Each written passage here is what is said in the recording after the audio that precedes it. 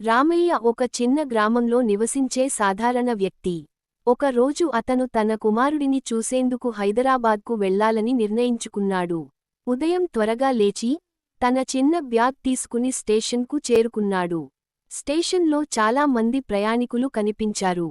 కొందరు తొందరగా పరుగెత్తుతుండగా, మరికొందరు బెంచ్లపై కూర్చొని రైలును ఎదురుచూస్తున్నారు. కొద్దిసేపటికి రైలు స్టేషన్కు వచ్చింది.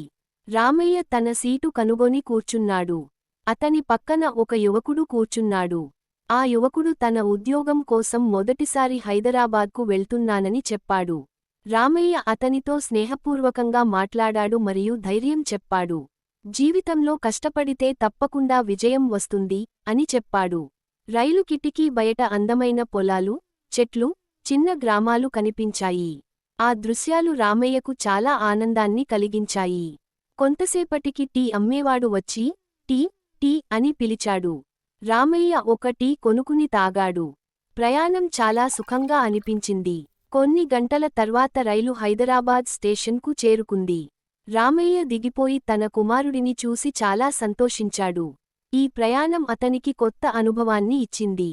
ప్రయాణం మనకు కొత్త వ్యక్తులను పరిచయం చేస్తుంది, కొత్త అనుభవాలను ఇస్తుంది.